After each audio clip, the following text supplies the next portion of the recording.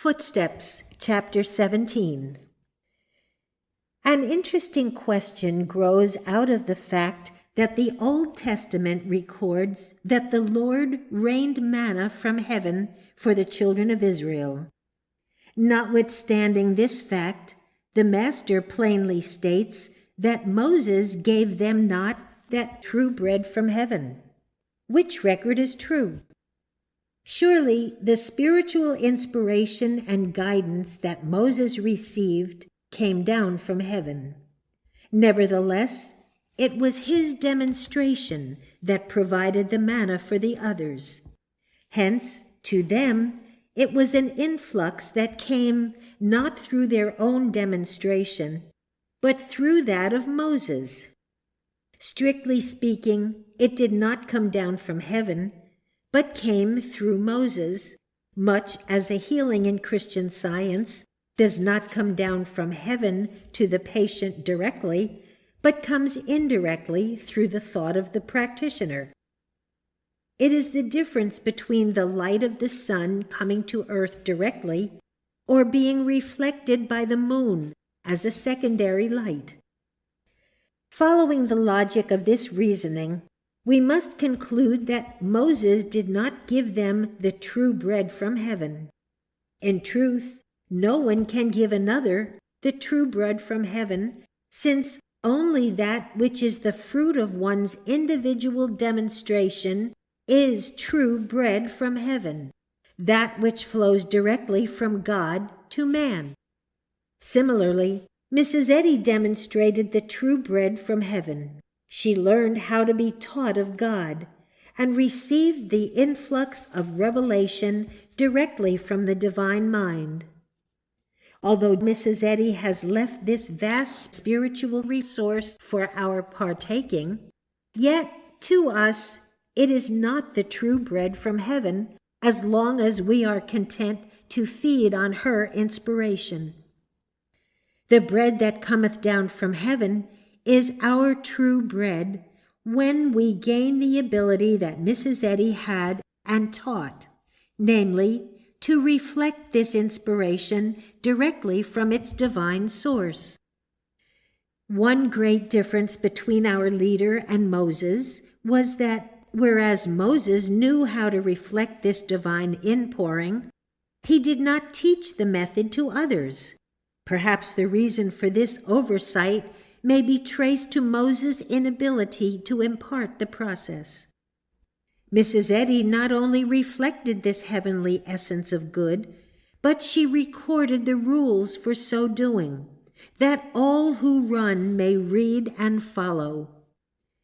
It is one thing to drink of the living water furnished by one spiritually endowed, and another to gain for oneself the understanding of how to gain that living water. Yet no one is a true Christian Scientist until he makes this demonstration. No one can call himself Mrs. Eddy's true follower merely because he or she appreciates and partakes of the living water she has furnished. Go and do thou likewise is the demand of infinite love. Each pilgrim must go to the Father in order to do those greater works to which Jesus referred. Any branch church of Christ Scientist will suffer a loss in spirituality if the membership permits itself to allow one spiritually minded student to carry the burden of demonstration. False peace may be the outward sign of this loss of demonstration, but such a situation stifles individual growth and is really the blind leading the blind, where the one who leads and those who follow are blind to the seriousness of the situation. One of the most vital things that the children of Israel should have been told was that simply following Moses did not make them the promised children. Yet they were the most spiritually minded people on earth at that time. Only as they gained the understanding of how to draw their spiritual sustenance directly from divine mind, could they claim to be the children of the promise.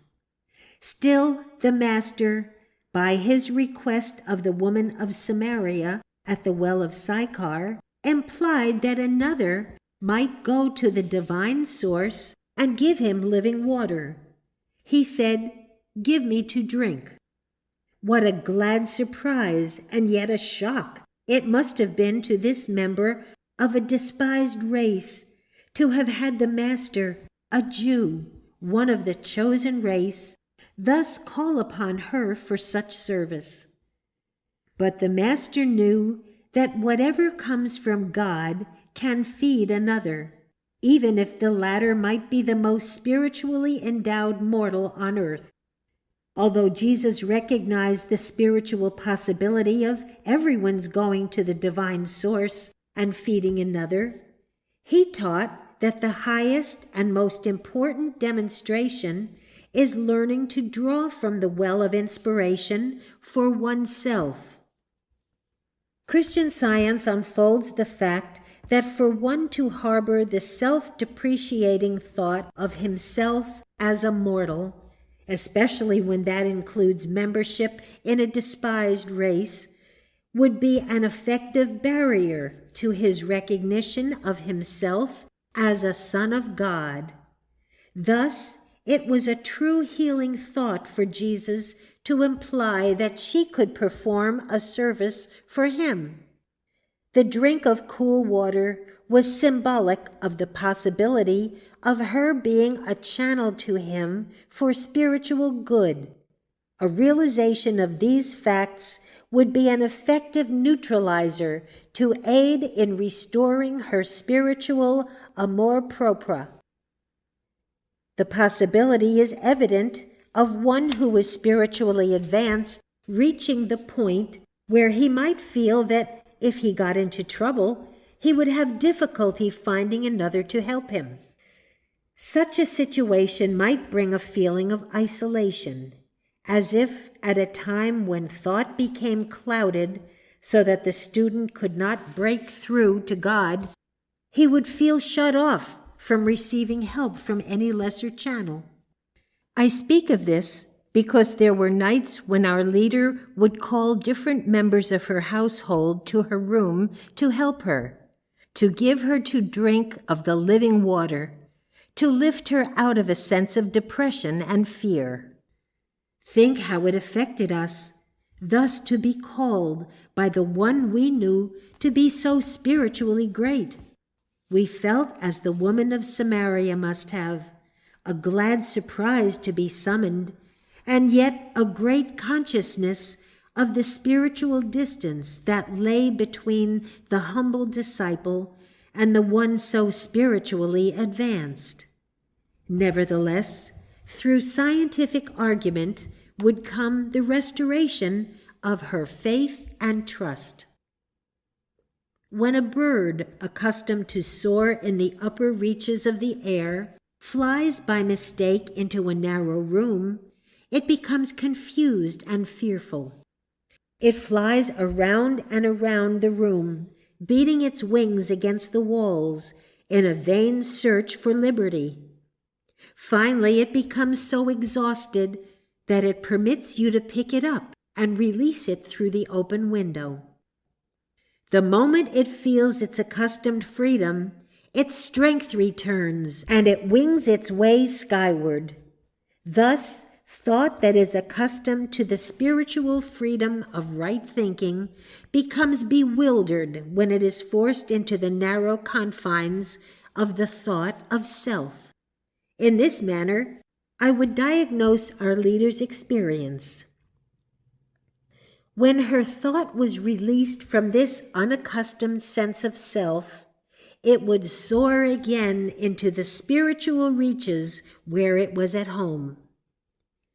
Through audible argument, we would assure her that because she was the servant of God and called of God to do his work, that God would take care of her, protect her, and hold her safe until that work was completed.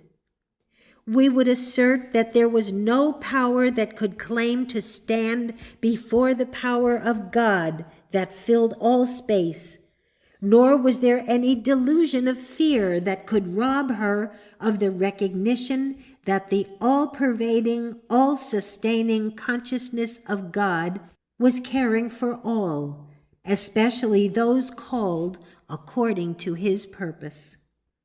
The metaphysician is accustomed to dwell in a consciousness of spiritual and mental freedom. When he loses that, his thought becomes bewildered in the narrow confines of fear and limitation. But the moment he is let out, he recognizes it and is all right. Such was our leader's experience. Hence, referring to the incident with the woman of Samaria, we perceive that Jesus disclosed the wonderful lesson that at any time in our human experience, no matter how far advanced we may be spiritually, we can receive help from God through those to whom we apply, and the humblest thought can be this channel, if in some degree it is spiritually attuned. Thus, like the Master, Mrs. Eddy was willing to ask spiritual drink of a humble one when she was spiritually thirsty. It is probable that the Master was not in need of a spiritual touch from this woman, but it was necessary that he ask her in order to set forth the lesson and thereby encourage the sweet and simple thought by revealing its possibilities as a channel for good.